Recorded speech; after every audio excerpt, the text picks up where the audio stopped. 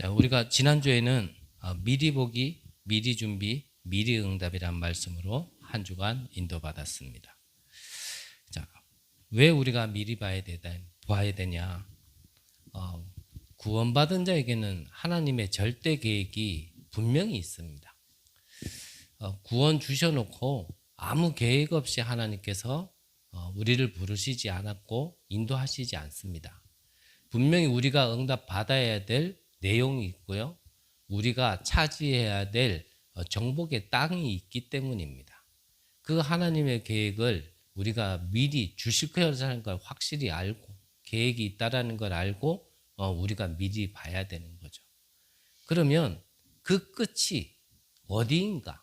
그 하나님의 절대 목표는 무엇인가를 보고 가는 자와 보지 않는 자는 가장 큰 차이 중에 하나는 뭐냐면요. 오늘이 달라지는 겁니다. 하나님께서 나에 대한 절대 계획이 있고 그 계획대로 이루어가는 그 끝을 보는 자는 오늘이 보는 것도 듣는 것도 그 모든 것을 분별하고 인도받는 것도 다를 수밖에 없죠. 그래서 미리 보고 미리 응답을 하나님이 주실 거니까 미리 준비하자는 게 지난주 한 주간의 말씀이었습니다. 자, 그러면 우리가 이제 행정적으로는 이제 우리 교회가 지금 설립을 준비하고 있고 뭐 이제 노예까지 통과돼야 되겠지만 지금 준비하고 이제 시작하는 입장이지만 한 2년여 전부터 우리가 창세기부터 쭉 말씀의 인도를 받고 오고 있습니다. 자, 창세기부터 신명기까지는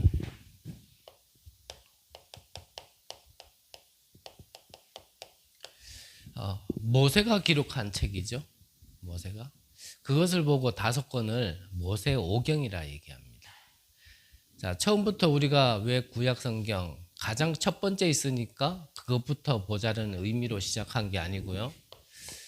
2년여 전에 우리가 첫 예배를 드릴 때부터 그때부터 우리가 창세기 1장부터 지금 한 2년 정도 지난 시간표 속에 지금 민수기 마지막까지 이제 온 겁니다. 그러면 그동안 우리가 또 다음 주부터 봐야 될 신명기가 있지만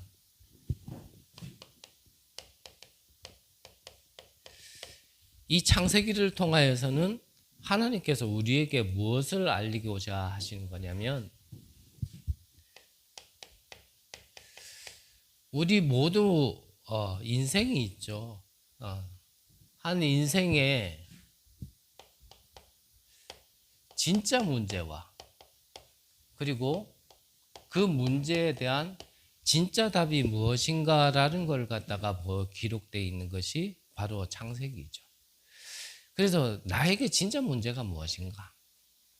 나에게 진짜 문제가 무엇인가를 모른다라면 분명히 다른 답을 찾고 있습니다. 내 문제가 늘 말씀드렸지만 오후에도 잠깐 우리가 함께 말씀을 나누겠지만 내 문제에 대한 정확한 진단이 나와지지 않으면 나는 답이라고 생각을 했고 그게 답이라고 생각한 것 속에 나의 모든 인생의 방향을 정해놓고 열심히 달려왔는데 결국은 가보고 나서 실패하게 되어지는 거거든요. 그래서 하나님께서는 창세기를 통하여서 우리의 진짜 문제가 무엇이냐? 과연 그게 눈에 보이는 거, 그게 진짜 내 문제냐? 아니면 그것보다는 조금 안으로 들어가서 나의 어떤 내면에 있는 나의 어떤 상태에 따른 그게 진짜 문제냐? 그걸 하나님께서 말씀하시는 거예요. 그래서 처음부터 말씀하시기를 하나님이 우리를 창조하셨을 때 우리를 어떤 존재로 창조하셨느냐? 하나님은 하나님의 형상대로 창조했다 그랬거든요. 흙으로 빚은 우리 인간을 그 코에 생기를 불어넣으니 뭐가 됐다고요? 생명이 됐다 그랬습니다. 우리는 자꾸 있습니다. 하나님은 우리를 영적인 존재로 창조하셨는데 우리는 육신을 가지고 있고 창세기 3장 이후에 영이 죽다 보니까 육신의 것이 전부인 걸로 자꾸 착각합니다. 아는데 자꾸 착각하고 아는데 자꾸 속아요. 그래서 그 속에서 문제를 볼 때도 자꾸 이게 문제다, 저게 문제다. 우리가 문제를 정확하게 선택을 진단을 하지 못하고 자꾸 속으니까 답도 자꾸 다른 답을 찾고 우리가 지내왔단 말이죠. 그래서 성경에는 너의 인생에, 우리 인생의 진짜 문제가 뭐냐라는 걸 기록하고 있는 겁니다. 다른 문제가 아니죠. 하나님께서 말씀하셨잖아요. 너희가 동산 중앙에 있는 모든 나무의 과실을 임의대로 먹되 동산 중앙에 있는 선악을 알게 하는 나무의 과실만은 먹지 말라. 먹는 날에는 반드시 죽으리라. 예외가 없다는 얘기죠. 그 선악과를 먹게 되어진 사건이 바로 창세기 3장 사건입니다. 선악과 하나를 먹지 말라 그랬던 걸 먹어서 하나님이 삐진 게 아니란 말이죠. 하나님이 삐진 게 아니고 그걸 먹음으로써 영적인 존재가 육신이 되어버린, 영이 죽어버린 사건을 얘기하는 겁니다. 그래서 하나님께서는 답을 주신 거예요. 이 모든 일이 일어날 수밖에 없도록 영세적 문제, 바로 영계에 있었던 문제, 바로 이 타락한 천사가 이 땅에 떨어진 사건, 네피림 사건을 통하여 일어난 사건, 그거를 해결할 자 여자의 후손, 여자의 후손이 뱀의 머리를 상하게 할 것이다. 우리 인생의 정확한 문제와 정확한 답을 기록한 게 바로 창세기입니다. 이 문제와 답에 대해서 이 문제에 빠진 자들과 답을 가진 자들의 흐름을 계속 얘기하는 게 그게 이제 성경의 전체적인 내용이란 말이죠. 그러면 자, 우리 문제도 알고 우리 인생의 답도 알았습니다. 그러면 이것이 나에게 적용이 되어지는 게 있어야겠죠? 그걸 기록해 놓은 게 바로 출애굽기입니다. 자, 400년 동안 노예 생활이 되었습니다. 자, 육신적으로 또 노예됐다라고 생각하니까 이스라엘 백성들은 자꾸 틀린 답을 찾았습니다. 사도행전 1장에도 보니까요. 예수님이 그리스도로 오셨고 우리 인간의 문제를 해결하기 위하여 성육신 하셔서 우리를 위하여 죽으시고 부활하신 것까지 봤음에도 유대인들은 또 문제를 육신으로 봤어요. 그러니까 끝까지 질문하는 게 뭡니까? 주께서 이스라엘 나라를, 우리나라를 회복하심이 이때니까 아직도 뭔가 속국되어 있는, 나라를 뺏겨 있는, 육신으로 되어 있는 그 문제를 해결하는 걸 아직도 기다리는 거예요. 무엇을 보고도요? 부활하신 예수님을 보고도 그 질문을 하는 겁니다. 그러니까 이게 한번 우리가 영이 죽었다라는 게 쉽게 회복되어지는 게 아닙니다.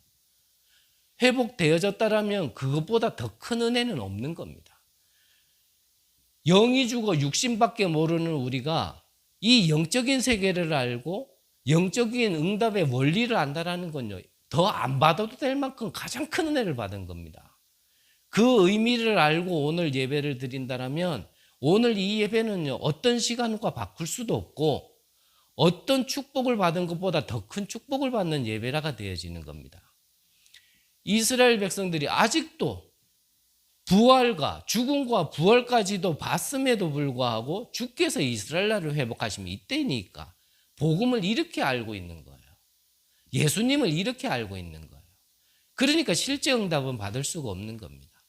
이스라엘이 400년 동안 노예 생활한 것, 그 얼마나 많은 아픔과 많은 힘듦이 있었겠죠. 근데 이스라엘은 아직도 구하는 게 뭐냐면 이 노예에서 해방되어지는 것. 지금 그걸 바라고 있는 겁니다. 그러니까 못 알아듣는 거예요. 심지어는 출애굽을 했음에도 그래서 문제를 만나면 또 불신앙할 수밖에 없는 거예요. 그래서 정말 복음이 무엇인지, 참 복음이 이해되어지고 그 복음이 내게 적용되어지는 것이 무엇인가를, 쉽게 말하면 구원이 무엇인가를 설명하는 게 바로 이 출애굽기입니다. 진짜 구원이 뭐냐라는 거죠. 진짜 구원. 그래서 이거를 알게 하기 위하여 40년 광야를 거치게 하는 겁니다.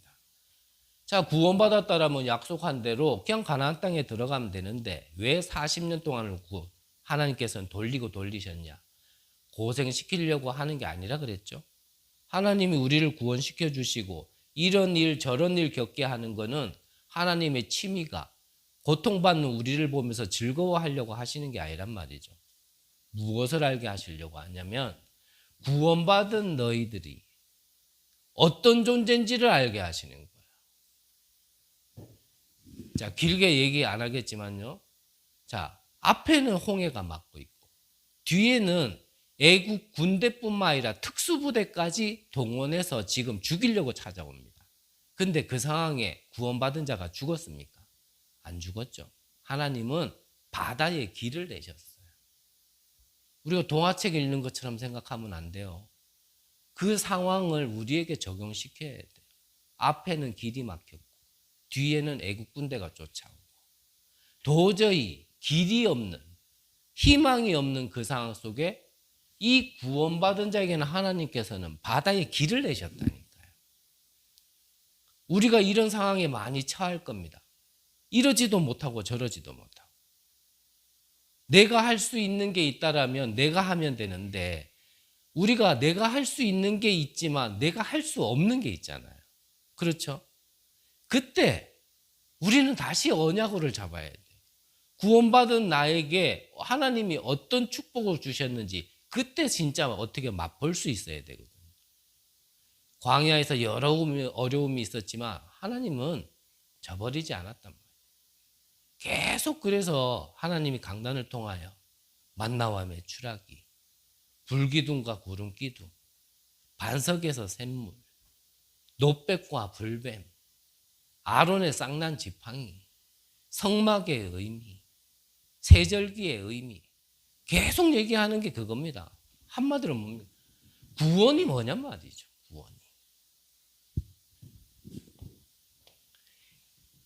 이 구원의 축복을 받은 우리에게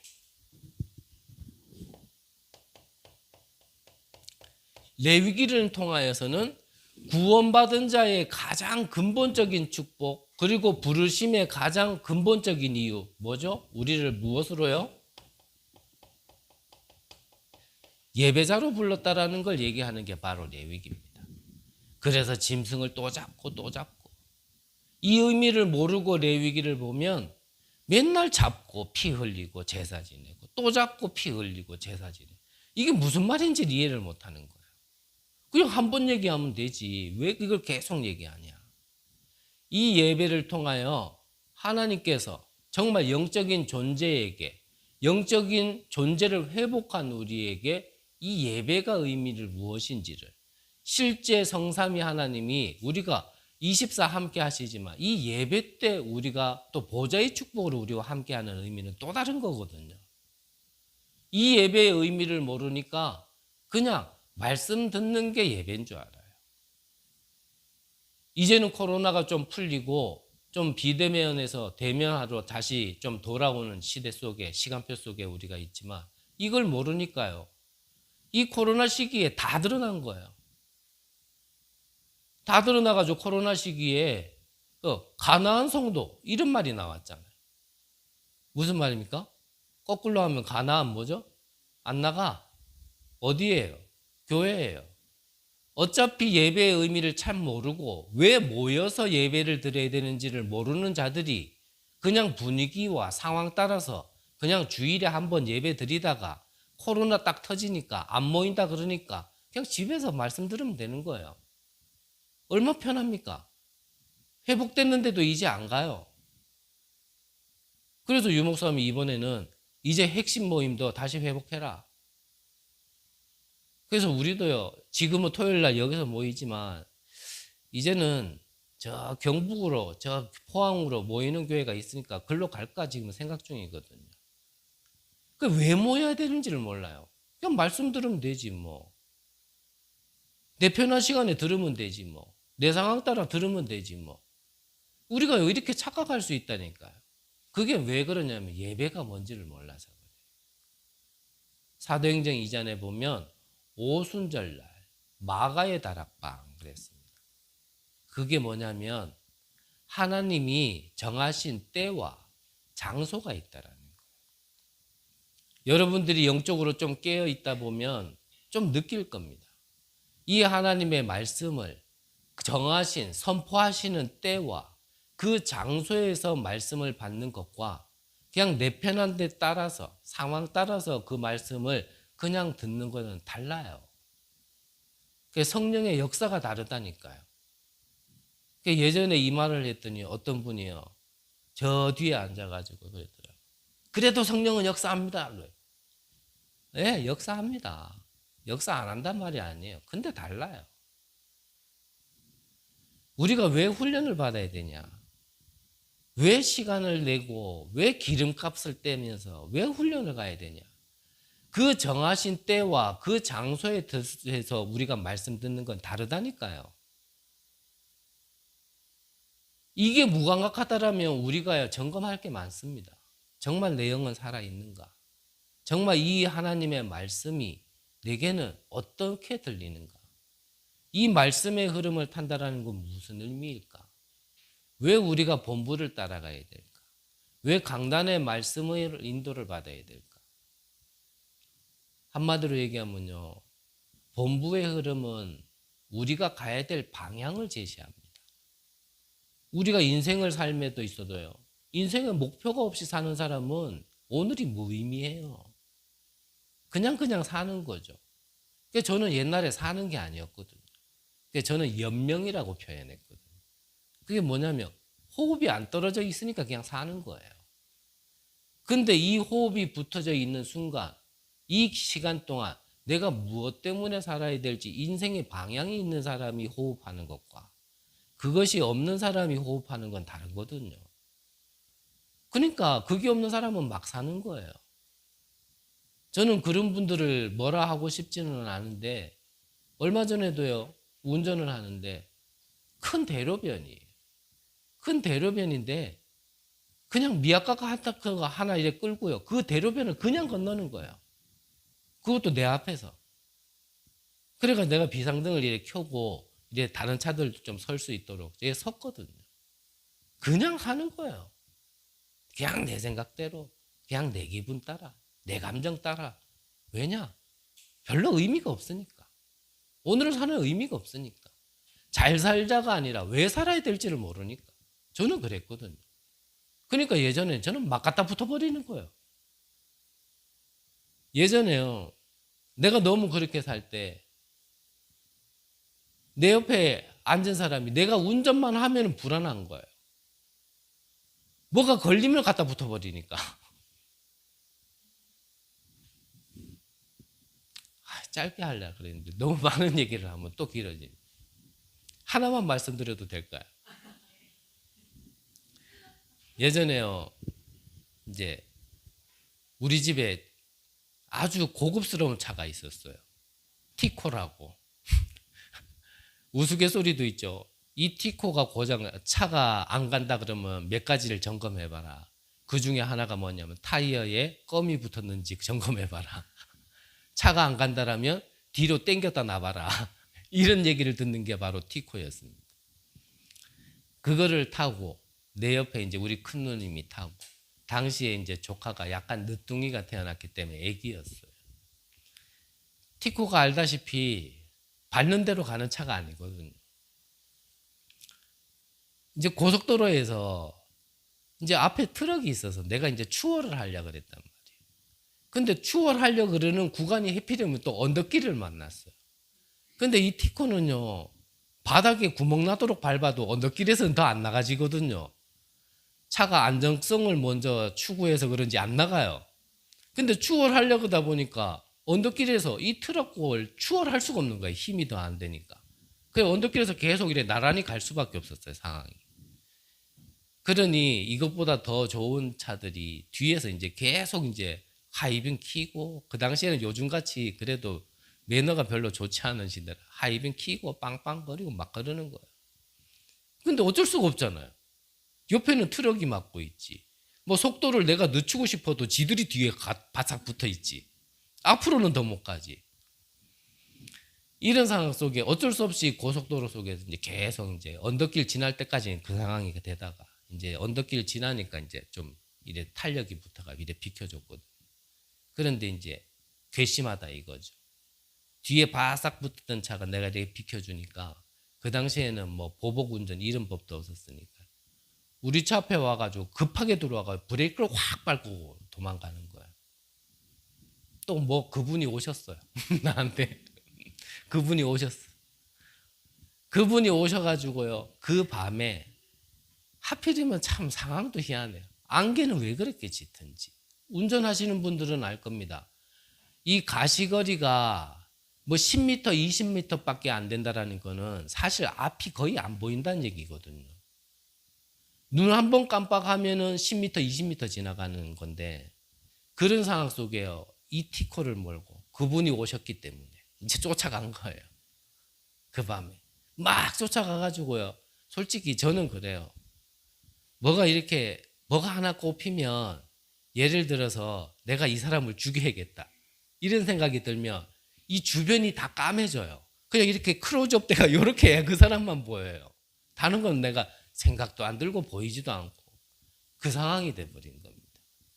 그래가지고 솔직히 말하면 그 차인지 아닌지도 모르겠어요. 나는 이제 벌써 이제 간 거예요. 미쳐가지고 이제 쫓아가고 옆에서 이제 큰 누님은 내 봤을 때 이거 귀신 들렸거든요. 누가 봐도 이미 뭐 눈빛하고 갔거든요. 그 차인지 아닌지도 모르겠어요. 그냥 비슷한 자를 갖다가 고속도로에서 이제 만난 거예요. 쫓아간다고 쫓아가. 그래서 고속도로에서요. 세워라. 죽인다. 살린다. 이래가지고 이 차도요. 고속도로에서 차를 세웠어요. 거기서요. 나는 뭐 다른 게 안 보이니까. 뭐 차 몇 사람이 내리더라고요. 그래 내려라. 그래 오늘 같이 죽자. 내가 널 이길 자신은 없다. 저는 원래 좀 그렇거든요. 이길 자신은 없다. 근데 같이는 죽어야겠다. 이걸로요.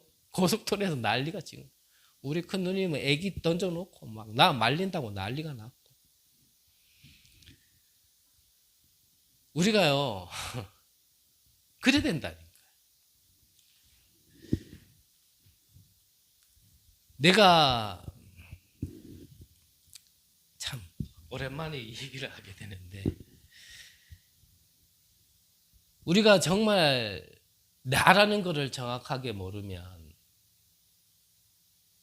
내가 이런 상태로 그래서 내가 운전을 할 때마다 이런 걸 아니까 내 옆에 타는 사람이요. 그때마다 불안해요. 조금만 상황이 그래 되면요. 나보다도 자기가 먼저 긴장을 하는 거예요. 보면 모습에서 벌써 떨고 있는 게 보여. 그때 또 혹시나 붙지 않을까 막. 옆에서 자기가 벌써 이제 몸이 이래 떨리는 게 난 느껴져요.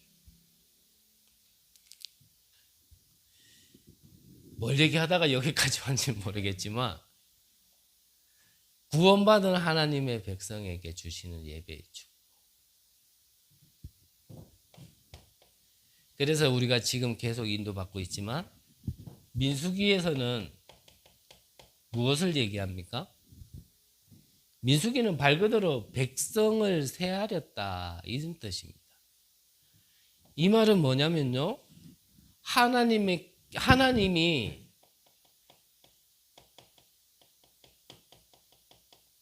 이 택한 백성, 즉 누구를 얘기하는 거냐면 이 제자를 찾는 것이 바로 이 민수기입니다. 그래서 민수기 우리가 처음 1장부터 여러분들이 강단을 통하여 주시는 말씀을 쭉 봤다면 말 그대로 이제 정복할 땅을 위하여 하나님께서 이 제자들을 세우고 찾는 게 바로 이 민수기입니다. 그러면 우리가 다음 주부터 이 신명기는 뭡니까? 이 제자들에게 말 그대로 이 신이라는 거는 이제 납을 얘기하는 거예요. 납에 새겼다 이 말이에요. 지워지지 않도록 하겠다 그 말이거든요. 그러면 이 제자들이 지워지지 않을 만큼 하나님이 주신 것이 각인되어져야 되고 뿌리 내려져야 되고 이 체질돼야 되는 것을 얘기하는 게 바로 이 신명기입니다. 자, 우리가요, 모세오경을 통하여서 우리가 시작과 과정과 마지막을 볼 수 있어야 이제 여호수아에서에 들어가더라도 말 그대로 성경적인 응답을 우리가 같이 받을 수 있는 겁니다. 자, 더 말씀 안 드려도 시간만 더 얘기하면 시간만 갈 거고요. 창세기, 출애굽기, 레위기, 민수기, 신명기를 통하여 우리가 성경을 통하여서 내가 지금 받아야 될 응답 정확하게 정리하지 않고 들어가면 또 우리는요, 이거를 하나님은 다시 정리하게 만드실 겁니다. 다시. 그러면 그게 실패냐? 구원받은 자에게 실패는 없습니다. 다져지는 거죠. 다시 돌아가는 게 아니라 나의 빈 곳을 더 채우는 겁니다. 신앙생활이라는 거는 우리가 언약 잡고 시작했다면 후퇴가 없습니다. 그거는 뒤로 가는 것처럼 보이지만 더 튼튼한 근본을 다지기 위한 거지 실패 없습니다. 헛된 거 없습니다. 이전에 깨달았던 것 헛거냐? 아닙니다. 다 발판됩니다. 자, 그래서 우리 본론적으로요, 모세오경이라는 의미를 두고 우리가 받아야 될 응답을 정확하게 보고, 자, 오늘은 자, 레위지파의 성읍입니다. 자, 레위지파. 자, 레위지파의 성읍. 이거를 보려면 레위지파로 부르신 이 1000명을 먼저 들을 수가 있어야겠죠. 그래야 소명이 깨달아집니다. 그러면 사명을 감당하게 되어지는 겁니다. 그러면 첫 번째입니다. 자, 이 레위지파를 불러서 하나님의 천명, 소명, 사명, 그 첫 번째는 무엇이냐? 첫 번째는 다른 거 아닙니다.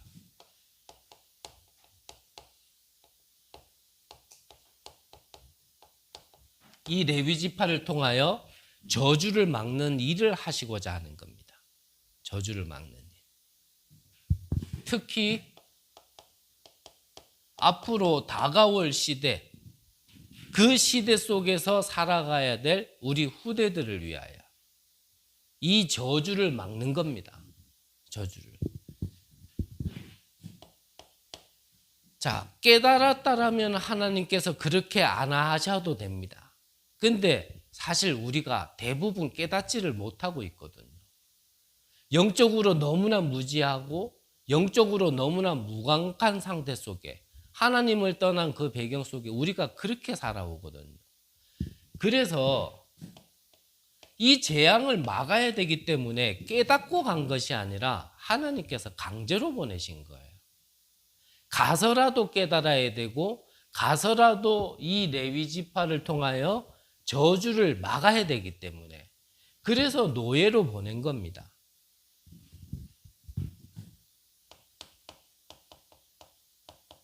그래서 전쟁 속으로도 보내는 거고요. 포로로 그리고 속국으로 심지어는 이 유랑민으로까지 하나님이 보내시는 겁니다. 그래서 하나님을 떠나서 틀린 성공을 향해 달려가는 저 강대국 막지 않으면 강대국을 통하여 이 재앙이요 237 전국에 전 세계에 다 퍼지는 겁니다. 성경사를 보고 교회사를 보면 알잖아요. 여태까지 역사를 보면 힘 있는 자들, 이 나라들이 일어나서 결국 세웠는 게 뭐냐면 우상을 세웠습니다. 신전을 세웠습니다. 그게 결국은 지금까지 영향을 주는 겁니다. 그래서 하나님은 우리가 미리 보고 가면 좋은데 미리 못 보니까 가서라도 보라는 겁니다. 가서라도 깨달으라는 겁니다. 무엇을요? 나를 왜 부르셨는지. 그게 지금 우리가 민수기를 보고 있는 겁니다. 나를 통하여 하나님이 무엇을 하려고 하시려고 그 문제 속에 두셨는지. 좀 쉬운 말로 할까요? 여러분들이 겪고 있는 문제. 여러분들 문제 아니라니까요. 거기에는 하나님의 시대적인 계획이 있는 겁니다. 여러분들 가운데 정말 정신병이 있습니까? 그거 여러분들 문제 아닙니다. 이 정신병 시대를 위하여 내가 깨달으면 되는데 못 깨달으니까 줘서라도 깨달으라는 겁니다. 천명, 소명, 사명을. 정말 경제 문제 있습니까? 그 시대 문제입니다. 그래서 겪고 바르게 깨달으라는 겁니다. 여러분들에게 어떤 문제가 있습니까? 그거를 구원받은 자가 문제라고 생각하는 것부터가 문제예요. 이번 주 기도 수업중에도 말씀하셨잖아요. 구원을 받았다라면 영적 문제 완전히 해결받은 겁니다. 그러면은 구원 받았는데 그러면 이 문제는 구원 전에도 있었던 문제가 또 드러나는 거는 뭐냐? 또 이건 나는 겪어야 되는 건 뭐냐? 그게 천명, 소명, 사명이라니까요. 구원 받아놓고도 나는 영적 문제 있어라고 생각하니까는 문제예요. 여러분들에게 겪고 있는 여러 가지 어려움, 문제라고 생각하는 것에 대한 정확하게 진단하시고요. 정확하게 답을 가져야 신앙생활에 응답받습니다. 틀린 걸 보고 있는 데는 틀린 답이 올 수밖에 없어요. 이거를 문제라고 보는 게 문제예요. 성경을 자세히 본다면 이게 문제였습니까? 여기에서 하나님은 응답받게 만드신 겁니다. 미리 볼 수 있으면 되는데 우리가 그만한 수준이 안 되잖아요. 그래서 하나님이 가서라도 몸으로 느껴서라도 보게 하면서까지도 하나님이 우리를 왜 부르셨는지 왜 부르셨는지를 알게 하려고 하시는 겁니다. 그래서 이 땅에 네피림 시대에 재앙이 지금 이미 왔고 앞으로는 더 심해질 이 시대에 영적인 문제로 인하여 불치병과 정신병이 난무하는 이 시대에 그 재앙을 막으라는 겁니다. 그게 레위 지파의 첫 번째 부르신 이유예요. 이것을 설명한 게 성경이고요. 그 일에 응답받았던 자들의 증거가 바로 렘넌트 7명이었습니다. 그게 히브리서 11장 인물들이었습니다. 로마서 16장의 인물들이었단 말이에요. 그러면 또 말씀드립니다. 성경에 나타난 것을 우리가 언약으로 붙잡으면 우리도 동일하게 응답받는다는 사실. 바울은 마가 다락방에서 복음을 받지 않았습니다. 근데 마가 다락방에 있었던 언약을 자기가 붙잡으니까 동일한 응답을 받게 되어진 겁니다. 성경이 나하고 너무 거리가 멀면 안 됩니다. 성경이 나하고 가까워야죠. 그거는 렘넌트들의 응답이지. 이래 생각하니까 하나님이요 그거를 바꾸려고 하는 겁니다. 그거는 요셉이지. 그거는 모세지. 그건 다윗이고 사무엘이고 엘리야였지. 엘리사였지. 그건 다니엘과 새청년과 에스더 응답이었지. 바울이었지. 이래 생각하니까 아무리 말씀을 들어도 나하고 상관이 없는 거예요. 그들의 응답이 중요한 게 아니라 그들이 잡았는 비밀이 뭐냔 말이죠. 그 비밀을 내가 붙잡으면 똑같은 응답을 받는 겁니다. 그래서 언약을 붙잡으라는 거예요. 누가 응답받았다 그거 붙잡지 말고요. 그들이 응답받은 내용이 무엇인지를 알고 성경의 언약을 잡으라는 겁니다. 그래서 그 흐름을 타라는 거예요. 그래서 어제도 말씀한 오리지널 스트림. 거기서 시작하라는 겁니다. 그 오리지널이 뭡니까? 성경의 걸 얘기하는 거예요. 그렇지 않으면 성경을 볼 필요가 없잖아요. 좋은 얘기하면 되지. 우리가 현장에서 복음 전해보면요. 이게 시간표상 안 부딪힌 사람은 나중에 뭐라 그러냐면 좋은 얘기 잘 들었습니다. 그러면 저는 얘기합니다. 이거는 좋은 얘기가 아닙니다. 삶과 죽음의 얘기입니다. 재앙과 축복의 얘기입니다. 좋은 얘기가 아닙니다. 오늘 여러분들 저를 통해서 좋은 얘기 저 같은 존재에게 무슨 좋은 얘기가 나오겠습니까? 내가 이상한 소리를 하더라도 여러분들은 성경에 언약이 들려야 되고 그게 붙들려야 되는 거거든요. 그러면 문제 같은 게 다 응답되어집니다. 훌륭한 사람도 못하는 일을, 똑똑한 사람도 못하는 일을, 대단한 사람도 못하는 일을, 벌레만도 못한 나를 통하여 하나님이 이 일을 하시겠다라는 겁니다. 재앙을 막는 일, 저주를 막는 일. 이 일이 나에게, 우리 가정에게, 업과 이 지역과 민족과 237과 5천 종족에게 이 일을 하도록 하나님이 나를 부르셨구나. 이게 부딪히지 않으면 진짜 감사 없습니다. 이게 부딪히지 않고서는 치유도 안 됩니다. 아니 말로 치유 받으면 뭐 할 겁니까? 딴 거 할 건데. 나는 아니지. 그렇지 않을 겁니다. 여러분들을 제가 얕잡아서 말씀드리는 게 아닙니다. 그게 하나님 떠난 우리 인간의 각인 뿌리 체질입니다. 그래서 그것부터 바꾸는 마지막 작업이 신명기 작업입니다. 그러면 두 번째입니다. 두 번째는 구원받은 자만 아는 이 예배의 축복이 무엇인지를 아는 자가 바로 이 레위 지파죠. 자, 12지파에게 사실은 골고루 땅을 분배했어야 됐습니다. 근데 11지파에게만 땅을 주고 이 레위 지파의 땅은 11지파에게 다시 나눠줬죠. 그 이유가 뭔지는 잘 아실 겁니다. 레위 지파는 말 그대로 제사, 이 예배 때문에 따로 구별된 지파이기 때문에 그런 겁니다. 그래서 엄밀히 따지면, 계산적으로 따지면요, 여러분들이 내는 10분의 1은 저를 위해서 내지는 마시고요. 그런 시대는 지났으니까. 여러분들이 11조를 내는 거는 당연한 겁니다. 왜입니까? 원래 여러분들 거 아닙니다. 그건 하나님 겁니다. 저는 처음에 그걸 모르고 11조를 내려고 그러니까요. 나는 먹을 것도 아끼고 입을 것도 아껴가지고 돈 안 쓰고 돈에 미쳐있는 사람인데 11조 내라 그러니까 와, 이게 얼마나 뭐 한쪽이 훅 빠져나가는 느낌이 들더라니까요. 그게 원래 다 하나님 건데 10분의 9를 내라 그래도 10분의 10 다 하나님 건데, 근데 그 11조 내는 게 꼭 내 것처럼 그 육신이 되어서서 그래요. 헌금 많이 하라는 소리 아니고요. 저는 늘 말씀드리지만 이거를 천명, 소명, 사명을 깨달아야 뭐가 되냐면 참된 헌신이 되어집니다. 저는 여러분들에게 뭐 하라고 얘기하지 않았잖아요. 헌금도 하라는 얘기 사실 저는 할 수 없습니다.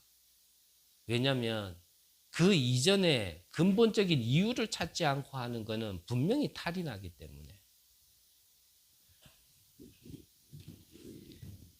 이 레위 지파를 통하여서 이 제사가 무엇인지, 예배가 무엇인지, 자, 이 예배, 이 제사 한번 제대로 드리면 이 예배 시간이요, 하늘의 문이 열리는 시간입니다.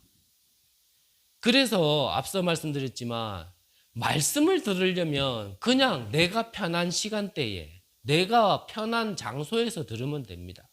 근데 그거는 말씀을 들었는 거지 예배는 아닐 겁니다. 근데 상황상 내가 진짜 이 예배가 무엇인지를 알고 내가 그 시간대에 그 장소에 못 드린다 하더라도 혼자 진짜 이 예배의 의미를 알고 드린다면 그거는 예배가 되겠죠. 무슨 차이를 말씀하시는 건지는 여러분들이 IQ가 저보다 더 높으시기 때문에 금방 이해하리라 봅니다. 이 예배를 예배로 드릴 때 하늘 문이 열리는 겁니다. 좀 더 쉬운 말로 하면은 뭡니까? 성삼위 하나님이 임재하는 시간이에요. 이 보좌의 축복이 임하는 시간입니다. 성삼위 하나님이 임하고 보좌의 축복이 임했다. 이게 무슨 말입니까? 반대로 얘기하면 흑암이 결박되고 물러가는 시간이 바로 이 예배 시간입니다.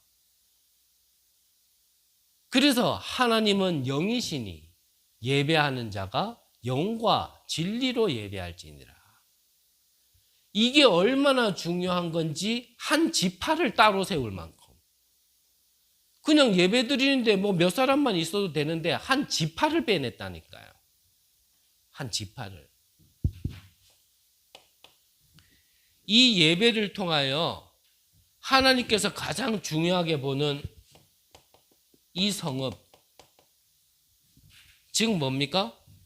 현장이란 말이죠. 그래서 이 레위 지파가 머무는 성읍은 무슨 역할을 하게 되냐면 망대의 역할을 하게 되어지는 겁니다. 이 빛을 비추는 망대의 역할을 하게 되어져요. 오늘 읽었던 성경 보면 7절 8절에 보면 레위 지파에게 뭐 갖다 주라 하거든요. 여러분들이 저에게 뭐 갖다 주라 이렇게 듣지 마시고요. 왜 레위 지파를 먹여야 되냐? 그들이 먹는 것 때문에 일을 하다 보면 이 성읍에 빛을 비추지 못하는 겁니다. 그래서 이 레위 지파를 먹이는 거는 그 먹은 거 먹기 위하여 다른 거 할 시간에 말 그대로 24 성읍에 빛을 비춰야 되기 때문에 그래서 레위 지파를 먹이라는 겁니다. 그게 오늘 성경에 나와 있는 거예요. 이 성읍에서 24 빛을 비추는 게 얼마나 중요한 건지, 이 빛이 없으면 이 어둠이 또다시, 이 재앙이 또다시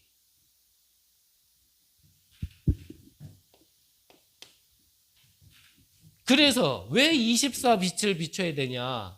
이 예배 시간에 정말 이 의미를 알고 드린다면 이 빛은 만민에게 전달되어지는 겁니다. 만민 어딥니까? 237이에요. 어딥니까? 5천 종족에게. 이게 시 공간을 초월해가지고 지금 비춰지는 시간이 바로 이 예배 시간이란 말이죠. 여러분들은 여기서 예배 드리는데 이게 어디예요? 여러분들의 가정에 지금 비춰지는 시간입니다. 어디예요? 여러분들의 후대에게 비춰지는 시간입니다. 짝믿음 가지신 분들은 남편들에게 지금 비춰지는 시간이라니까요.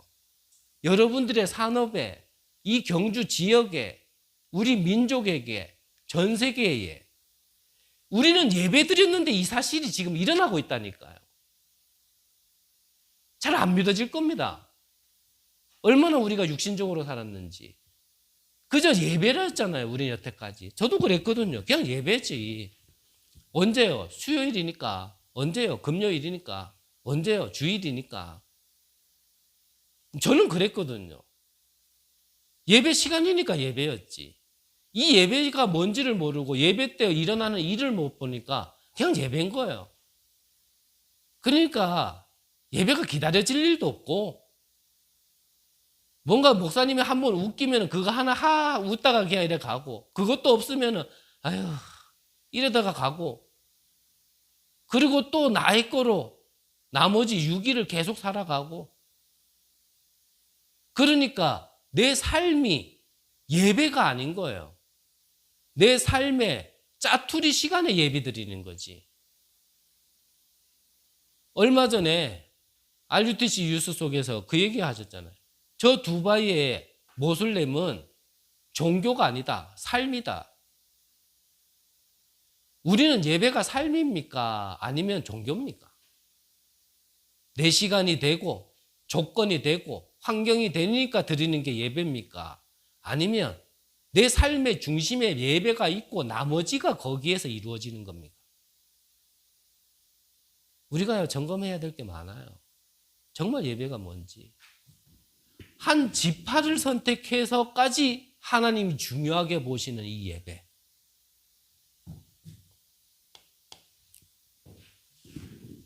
이것이 우리에게 먼저 있어야 후대에게 전달되지 않겠습니까? 이것을 모르는 후대에게 말로 가르치는 게 아니라 우리가 몸으로 가르쳐야 되잖아요. 나도 우리도 그게 안 되면서 후대에게 예배 시간에 어디 갔노? 예배 왜 안 드리노? 잘 드려라. 시간이 가더라도요. 인터넷에 떠도는 초등학생의 굉장히 웃긴 답안 중에 하나가 있어요. 그게 뭐냐면 사자성어를 맞추는 건데 문제가 뭐였냐면요. 큰 길에서 큰 소리로 노래를 부르는 것. 이것이 뭡니까? 그랬어요. 그러니까 한 초등학생이 답안을 뭘로 지었는지, 뭘로 적었냐면, 사자성어니까 내장건 알잖아요. 아빠인가? 이렇게 적어놨어요. 고성방가가 뭐죠? 그 질문에 대한 답은 고성방가거든요. 그게 뭡니까? 저는 그걸 읽는데 그런 생각이 들어요. 이 아빠가 분명히 이 아이에게 큰 거리에서 그렇게 높은 소리로 노래 부르면 안 된다 가르쳤을 겁니다. 그게 맞다라고 가르치지는 않았겠죠. 금방 답 나올 겁니다. 우리 후대들 말로 가르치는 거 아닙니다. 우리의 앞모습 보고 배우는 거 아니에요. 우리 뒷모습 보고 배워요. 제 피부치라서 얘기하는 게 아니고요. 우리 교회 랩런트였으니까 얘기할게요. 정민이가 지금 RLS가 있잖아요. RLS 지도자가 예배를 인도하는데 얘가 예배를 똑바로 안 드렸나 봐요. 그러니까 예배 시간에 그러더라네요. 정민아, 정민아, 이거 진짜 알아들어야 된다. 안타까운 마음으로 얘기를 하더래요. 저는 그 얘기 듣는데도 생각이 들어요. 내가 그동안 얘한테 뭘 보여줬을까? 분명히 저도 말로는 예배의 중요성 얘기했습니다. 근데 예배가 안 된다라는 얘기는 말로만 가르쳤지 진짜 모습을 보여줬을까? 아마 깊게 생각하고 깊게 기도해야 될 부분이 계십니다.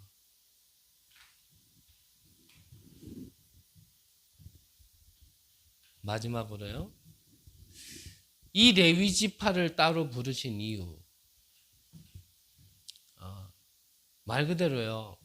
지금은 이거는 구약 시대의 배경이니까 이렇게 얘기하고 우리는 지금 신약 시대에 살잖아요. 그리스도가 오신 이후에 산단 말이죠. 그리스도가 십자가에서 못 박힐 때는 성소와 지성소 아시죠?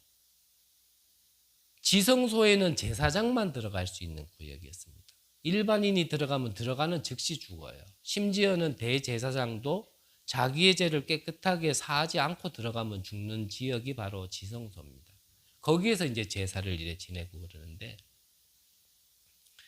예수님이 그리스도로 오셔서 십자가에서 죽으실 때 그때 이 성소와 지성소를 맡고 있는 휘장이 위에서부터 아래로 찢어졌다 그랬습니다. 그 말은 뭐냐면 우리 신약 시대에는 구약 시대에는 이 일을 할 수 있는 레위 지파가 따로 있었지만 지금은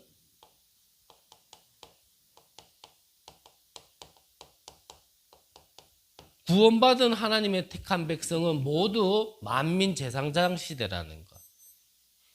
그래서 예배를 드림에 있어서 위치상 제가 이 자리에 있는 거지 사실 저나 여러분들이나 똑같아요. 똑같이 우리는 천명, 소명, 사명이 있는 겁니다. 그 중에 조금 구분된 것 속에 저는 강단 선교사로 여러분들은 이 응답을 현장에서 해야 될 현장 선교사로 하나님이 부르신 거죠. 그 역할 속에 저는 말씀을 대언하는 거고 여러분들은 하나님이 주신 말씀을 가지고 현장에서 이 만민 제사장 여러분들은 제사장 역할을 하는 겁니다. 어떤 일요? 재앙을 막는 일. 어떤 일요? 현장에서 이 예배라는 비밀, 하늘 문이 열리는 성삼위 하나님과 보좌의 축복이 임하도록 하는 일이 여러분들에게도 있다라는 겁니다.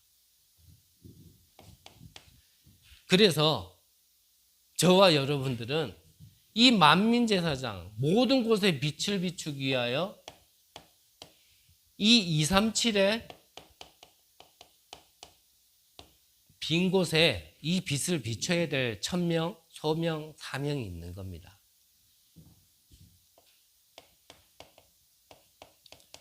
이 치유의 빈 곳, 이 서밋의 빈 곳, 여기에 우리가 빛을 비추는 겁니다. 그러려면 237에 가장 먼저 비춰야 될 거는 뭡니까? 여러분들이 가야 되는 현장, 이 재앙이 와져 있는 현장이에요. 그거를 보고 빛을 비추는 겁니다. 치유 뭡니까? 오늘 읽지는 않았지만 8절 2절에 8절 이후에 9절부터 보면 도피성 나옵니다. 왜 도피성이어야 됩니까? 우리가 좀 치유가 필요한 사람들이 좀 쉴 수 있어야 돼요. 우리 교회가 그래야 돼요. 말은 복음이라 하고 실제 문제 터졌을 때는 그들을 외면하고 그들을 정죄하고 그래 하면은 결국은 안 되는 거예요.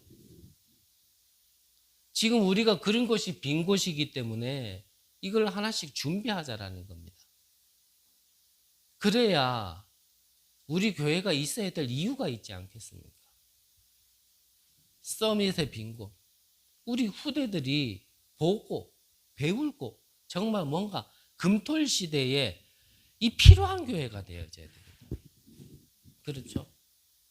오늘도 렘넌트 예배 드리고 이렇게 뒤에 일들을 제가 안 듣는 것 같지만 이렇게 저는 좀 듣고 이렇게 그쪽에 마음 생각이 있거든요. 이제 시작하다 보니까 뭔가 좀 어설픈 것도 있고 뭐 아쉬운 것도 있고 그래요. 그런데 요즘엔 저는 그렇거든요. 아, 내가 보는 게 다 맞겠나. 결국 하나님은 하나님의 일을 하실 텐데 여태까지 내가 나서가지고 더 복잡하게 만들고 더 어렵게 만들었는데 저의 기준으로는 뭐 이렇게 조언도 해주고 싶고 좀 이렇게 하고 싶은데 아니다. 하나님은 하나님의 일을 하실 건데 그런 생각이 많이 들어요. 하지만 모든 그런 것들의 기준은 뭐냐면 우리 후대들을 위하여 우리야 아닌 말로 이래 살다 간다 하더라도 뭔가 되지 않는 걸 자꾸 되는 것 속에 거기에서만 좀 있다가 조금씩 된다 하더라도 우리 후대들이 진짜 앞으로 2379, 5천 종족을 향해 달려갈 수 있는 발판은 나와줘야 되지 않겠나. 그거를 볼 수 있는 교회에 이 성경적인 응답에 어떤 보여줄 수 있는 거는 있어야 되지 않겠나. 이런 마음은 있거든요. 지금은 그렇게 못한다 하더라고요. 이런 모든 것들을 두고 지금 하나님께서는 우리를 준비시키는 거란 말이죠. 지금. 그래서 저와 여러분들 우리 나의 망대를요 찾아 세워야 됩니다. 나를 부르셔서 하나님이 무엇이라고 하실까? 그게 나의 24가 돼야 그게 나의 꿈이에요. 그 꿈이 내게 계속 그 기도하는데 내가 행복하고 편안해야 그게 진짜 내 겁니다. 근데 그걸 하는데 뭔가 애써야 되고 뭔가 힘들어야 된다라면 아직까지 그건 내 거 아니에요. 아예 그것조차 없다라면 또 찾아야 되는 시간표 속에 그거 찾아야 되고요. 나의 망대를 찾으셔야 돼요. 이 망대의 가장 키는 뭐냐면요. 파수꾼이거든요. 이 망대를 지켜야 될 파수꾼으로 지금 하나님이 우리를 민수기를 통하여 찾으신다라는 겁니다. 택한 백성. 결국 뭡니까? 제자가 키예요. 제자를 또 지금 어떤 게 제자냐 다 말씀드리면 시간 없잖아요. 여러분들이 좀 메시지의 어떤 바탕이 좀 이렇게 풍부하면 핑계 같지만 제가 이렇게 길게 얘기 안 해도 됩니다. 그냥 탁탁탁 얘기해도 이 말이 무슨 말인지 여러분들이 금방금방 함께 갈 수 있으면 제가 길게 얘기 안 해요. 근데 우리 시간표가 그래요. 여러분들 무시해서가 아니고. 제자는 한마디로 얘기하면 내 거에 묶여있다라면 제자할 수 없습니다. 뭐 응답 받아야 된다. 넘어서야 됩니다. 응답 받지 말라가 아니라 내 생각, 내 기준 그걸로 안 됩니다. 그걸로 절대 안 되게 되어 있습니다. 정말 하나님 나라의 일을 하려면 내 것 가지고는 할 수 없습니다. 나를 십자가에 못 박아야 돼요. 내가 그리스도와 함께 십자가에 못 박혔나니 이제 내가 산 것 아니요 내 안에 그리스도께서 사시는 것이라. 그게요 어찌 보면 제자의 기준이라 얘기하는 기준입니다. 바울은 내가 가진 거 다 배설물로 여긴다. 그게요 결론난 제자의 모습입니다. 뭐 내 생각대로 안 해주고 내 마음대로 안 해주고 나를 안 알아주고 다 넘어서야 돼요. 나라는 거 있으면 안 됩니다. 나라는 것 가지고 뭘 할 수 있습니까? 나라는 것 가지고 여태까지 죄송합니다. 그게 뭐가 됐습니까? 우리가 세계복음의 언약 20년, 30년 전부터 안 붙잡았습니까? 근데 20년, 30년 지났는데 진짜 세계복음 하고 있습니까? 진짜 하고 있다라고 얘기할 수 있습니까? 그렇다면 그 시간이 뭘 놓쳤는지를 우리는 돌려봐야 되거든요. 끝까지 안 나진 건 나일 겁니다. 나.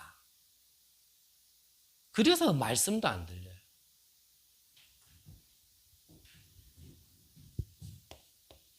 그래서 오후에 조금 더 보기로 하고요.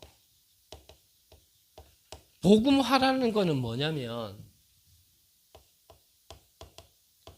복음이 뭔지 이해해야지 복음화가 되어지는 거예요. 복음이 이해되어져야 이게 내게 적용이 될 거 아니에요. 개인화라는 거는 내게 적용이거든요. 아니신 분들은 안 들으시면 되고요. 아, 이거는 좀 그렇다라고 생각된다라면 가만히 생각해 보세요. 우리 다른 걸로 전부 다 우리 안에 심어놨다니까요. 예수는 그리스도 모든 문제 해결자 하면서요. 율법으로 계속 심어놓고 종교로 계속 심어놓고 뭔가 이게 윤리와 도덕을 우리 안에 계속 심어놓고 그걸로 보고 그걸로 말하고 그걸로 판단하고 그걸로 정죄해놓고 우리는 예수는 그리스도 모든 문제 해결자 그랬단 말이에요.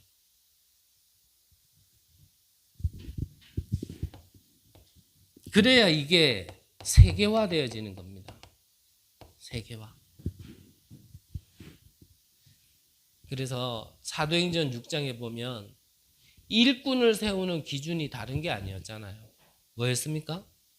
성령과 지혜와 성령과 지혜가 충만하여서 칭찬받는 자를 세웠다 그랬습니다. 칭찬받는 자.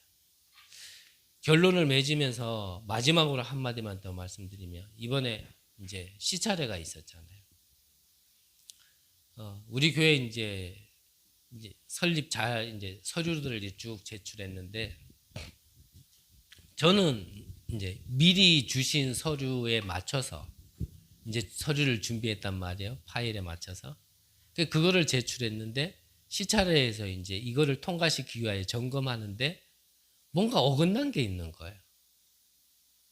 그래서 제가 잘못했다기보다는 저는 받은 대로 준비를 했는데 이제 이게 통과함에 있어서 이제 한 목사님이 이제 얘기를 하신 거죠. 이 일이 왜 이렇게 됐냐. 이거는 그래도 노회라는 게 교단이라는 게 법이 있는데 왜 법대로 안 되고 안 하고 이렇게 됐느냐. 이제 이런 얘기가 나온 거예요. 그래서 그분 말이 틀린 건 아니에요. 어떤 기준이 있어야 기준대로 해야 되기 때문에 법이 필요한 거니까. 그래서 그분 하신 말도 맞아요. 근데 이제 다른 한 목사님께서는 또 뭐라고 얘기하시냐면 지금까지 우리가 이런 관례대로 해온 게 있고 또 우리가 이런 거 하나하나 다 따지려면 쉽게 말하면 서류와 3개가 한 번에 들어갔는데 법대로 한다라면 이번 노예 때 첫 번째 서류가 통과돼야 되고 그러면 두 번째 서류는 언제 통과돼야 되냐면 가을 노예 때 통과돼야 되고 세 번째 서류가 통과되려면 내년 봄 노예 때 또 통과돼야 돼요.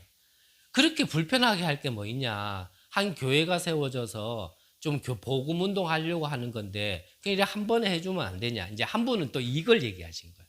근데 이제 이분은 그 말을 이해 못한 게 아니고 그래도 이런 행정적인 절차가 있는 거 아니냐. 순서는 따라야 되는 거 아니냐. 이 모든 걸 기준 없이 그러면 막 해버리면 그러면 또 나중에 어떻게 되겠냐. 두 분 다 말씀하시는 게 맞아요. 두 분 다 말씀하시는 게. 그것 때문에 빨리 끝날 게 좀 시간이 오래 지체됐어요.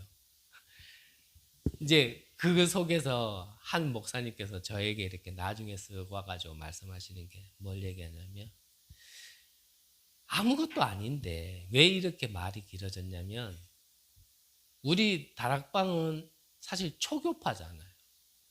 여러 가지 교파들이 모인 곳이란 말이에요. 그러니까 뭐라 그랬냐면, 각 교단에서 모이다 보니까 그 교단에서 처음부터 배우고 들어갔던 것들을 얘기하다 보니 이렇게 말이 많다라는 거예요. 제가 왜 이 말씀 드릴까요? 그게 우리예요. 우리 교회라니까. 우리가 다 처음부터 다른 곳에서 듣고 성장했고, 이 복음도 여러 목사님들을 통하여 우리는 들어왔고, 이렇다 보니 한 자리에 모였는데 말이 많을 수밖에 없는 거예요. 그런데 이 모든 것이 왜 필요하냐? 이것 때문에. 이거를 본다라면 하나 될 수 있는 겁니다. 이거를 본다. 이거를 놓친다라면 우리는 각자 배운 대로 얘기해야 되고, 각자 심겨진 대로 얘기해야 돼. 그러면요, 저 시장보다 더 시끄러운 게 교회가 되지. 하나님이 우리를 부르신 이유, 그 하나 때문에, 그 천명소명 하나 때문에 모든 것을 좀 이해해주고, 좀 배려해주고, 부족한 건 도와주고, 잘하는 거는 잘할 수 있도록 좀 세워주고, 이래야 세계복음할 수 있어요. 그렇죠? 안 그러면 세계복음화는커녕 경주복음화도 못합니다. 경주복음화는커녕 내 개인 복음화도 못합니다. 여러분들에게, 여러분들을 레위 지파로 부르셨습니다. 정말 재앙을 막고 하나님의 나라가 임하는 예배에 회복하시고, 이것을 여러분들의 현장에 전달하는 참 축복이 있으시기를 간절히 기도합니다. 기도하겠습니다. 하나님, 감사드립니다. 아무 쓸모없는 우리를, 어둠과 재앙 속에 있었던 우리를 부르셔서 삼중직의 대사로 이 빛을 전달하는 전도자로 우리를 인도해 주시니 감사드립니다. 우리의 망대, 우리에게 주어진 현장 속에 세워지게 하시고, 그 일을 하며 파수꾼의 역할을 능히 감당할 수 있도록 하나님의 것으로 충만하게 하여 주옵소서.